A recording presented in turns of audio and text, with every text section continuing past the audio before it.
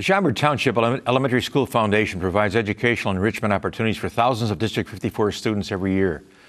Here now to talk about the organization and their fundraising events is Foundation Chairman Gary Cabey. Welcome to Speaking of Schaumburg, Gary. Thank you very much for having us. Good to see you. We appreciate the opportunity. Well, tell me a little bit about the foundation. I mean, who's on it? How did it get started? What purposes it fulfills? You know. Well, the foundation has been around since 1987, and it's comprised of a board of trustees of approximately 20 plus or minus volunteers.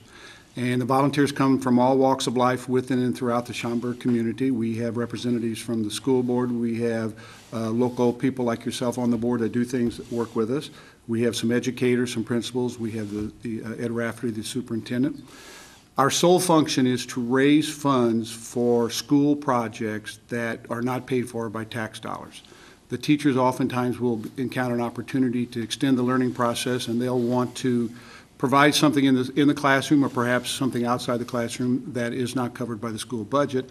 And we hold events throughout the year. We raise funds, and through a grant process, they come to us and they ask us for those funds to hold those kind of events or to do that kind of workshop or that kind of activity in the classroom. And we grant those funds to them, and they're able to do some additional learnings inside the classroom. Give me some examples as to what kind of projects that the foundation has funded.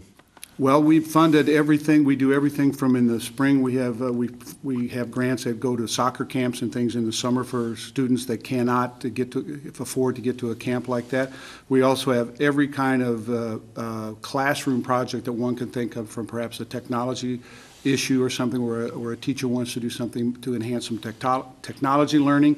We'll do things that will purchase books and materials that will allow them to do special projects in science and other categories. It basically is what the teacher and or the staff in the school see as a need in that particular classroom at that time. They use their creativity, and they come to us with a grant process. There's a greenhouse project, I think. The greenhouse project is one of our most outstanding projects. We have a grant that's called the Super Grant, where we give up to $5,000. And last year, the principal there came to us with a project for a greenhouse. Okay. And it is an outstanding project, and it involves the community, involves the senior citizens part. It's a learning process for the students, and it's one of our better projects. It was Hoover School, wasn't it? Hoover, it was, yes. Yeah. It was a greenhouse, and the kids were growing vegetables. Yes. And they were donating those vegetables too, weren't they? Yes, they were donating them to a food pantry after working with the senior citizens from Friendship Village throughout the summer. When the produce and stuff grew, they were able to harvest that, and they sent it to a food pantry. So it was a win-win for a lot of different parts of the community. That was a great intergenerational kind of project, wasn't it? You get the seniors, the retirees, elderly folks, and then you've got the young kids working together to grow things and getting more appreciation about agriculture and farming and. Yes, yeah. Within Schaumburg, it's been well received, and for anybody in the community that would like to take a look at it, they'll contact the school. They're very proud of it as well. They should be. Now, how did you get involved in the foundation? About 5 or 6 years ago, I didn't retire, but I left the corporate world and started my own business, and I had some thought on my hands. And Sophia Grassa, who's the foundation manager, and I had shared a cup of coffee, and she explained some of the workings of it.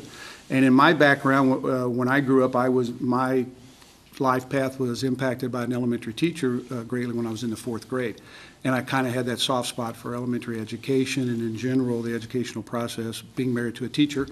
And when she described what the process was, what the foundation was all about, I looked at it as an opportunity, since I was going to be traveling less and be home more, a chance to give something back to the community. Well, on an annual basis, about how many dollars are given in grants as far as the foundation is concerned? It varies, but we raise over the course of a calendar year approximately around $100,000 given everything that we do. We try to give as much of that, if not all of that, back to the local school district. This year, a month or so ago, we just approved $22,000 worth of grants that are going back into the schools as we speak. Oh, that's great. That's wonderful. I mean, obviously you have fundraising events too, don't you? We do. We have 2 primary events each year. Coming up on February the 19th is our Mardi Gras, which is our signature event.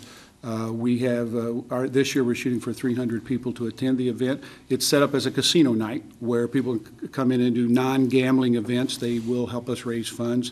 They'll get lottery tickets for prizes and things like that. We have a great event. There's a nice dinner. And it's an opportunity for us to thank those people who volunteer throughout the year and the business community who interacts with us. And so it is a great event. We still have tables available, and we're very interested in anyone who might be interested in joining us that night. Well, now, how much would that cost? It's $85 per person. It's tables of 8, you get discounts, et cetera. And before we leave, if I can give the information for our foundation manager, people can contact Why don't you go ahead? If there is, we're not leaving now, but okay, good. Sophia Grassa is the foundation manager who manages the day-to-day activities and is indispensable to us. And her email address is found54@sbcglobal.net.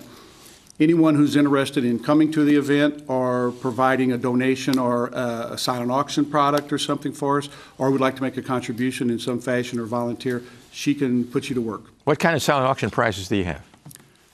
Well, it has ranged over the years. We have the traditional hotel room nights. We've had travel events, flight, airplane tickets, the like of that. We've had some very generous sponsors that have given us signature footballs, basketballs from some famous sports figures in town.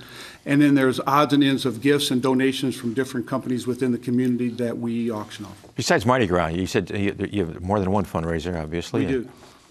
This year on June the 13th, we'll have our 14th annual golf outing. That's our second signature event. It's at the Schaumburg Golf Club. We'll be using all 27 holes this year. We have a great event there that ends with a dinner at night, a silent auction, and recognition of the people present. It's a great time to come out and play golf with some of the Schaumburg family. The teachers support us with volunteering at the holes and stuff, and it is a signature event, and we're very proud of it. Yeah, I know you've got a subcommittee that's put together to help plan the Mardi Gras event. Who's on that subcommittee? Give me some names here, Gary. Okay, you're going to put me on the spot, aren't you? Again, as I said, Sophia Grassa is our manager of the day-to-day manager of the event, and our only part-time employee. We have multiple people on the Mardi Gras committee and the golf committees. Some of the people that do yeoman work for us are Donna, and I've just forgotten Donna's last name. Anderson. Donna Anderson, who's our secretary at the school, who couldn't be here today due to an illness. Dennis Quinn, too, is it? Dennis Quinn, who's our past chairman, who I was fortunate enough to have stay on the board and support me in the efforts in taking his place. And Dennis was the chairman for 12 years. We have Tom Manzardo, who's a local financial planner on the committee. Sure. We have about 20 members, and I'm not doing them all justice. No, that's fine. That's fine. You know. Don't blame me for for asking in the first place. I would have brought the roster. No, it's perfectly okay. It's perfectly okay. Thank I think because Tom's been around forever. His father's been around forever in town. Al Manzardo. And I might Eleanor add as well. that recently we've been fortunate enough to have yourself and Mayor McLeod from Hoffman come in and devote some of their time and energy to helping us do the things. Well, it gets me the commitment by the teachers and some of the principals that are out there is really outstanding. I mean, they take part in that foundation meetings, and they contribute an awful lot to the whole process. And yes, I know we couldn't do it without the support of the staff within the schools who volunteer for our events, who support us. Sometimes with payroll deduction contributions on a weekly or monthly basis. They volunteer for their time and energy and sometimes their money, and they come and support those things. You have a wine tasting thing, too, once in a while. We do. In September, we have a wine tasting at Wine Styles here in Schaumburg. We call it Divine Tasting, and it's become a great event for us, too. It's an opportunity for us to have a lot of the teachers present, a lot of the business community for an early afternoon wine tasting event that is well received and put on very well.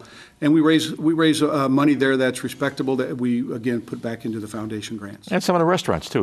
Don't you have... Yes, we do. We have an event coming up in January the 26th or 7th with Malnati's in Schaumburg at both locations. And the way that works, if someone comes into their restaurant on that date and brings a coupon that we have available, 20% of any of their purchases goes to the foundation. I know you've had California Pizza Kitchen as We've well. had California Pizza Kitchen. They've been very successful. It's an area that we're looking to expand and finding more restaurants that might like to partner with us for events. Somebody wants to get involved, and somebody wants to contribute, somebody wants to go to a golf outing. Who do they call, and what number should they call? All right. Well, the phone number for our Sophia's number is 847-352-0652. That's her foundation office number. And again, you can reach her at foundation54@sbcglobal.net. You can go to our website, foundation54.com, and/or we are connected to the District 54 website. So if one wants to go there, they can come and see us. And where do you meet, and what time do you meet? We meet the first Tuesday of every month at 7:30 in the morning at the district office. Right across the street from Village Hall. Yes, and if there are members watching this or community members that would like to participate in some fashion, if they'll let Sophia know or anybody on the foundation board, we're actively seeking representatives to come and donate some time and energy. That's great. It's great for kids, great for the foundation, great for the community. We think so. Hey, Gary. Thank you very much for having us. Thanks for being on the show. Appreciate it. Thanks for being on the show. Schaumburg recently implemented a state-of-the-art emergency notification system to alert citizens of emergencies and other important village news. Stay tuned on more next here on Speaking of Schaumburg.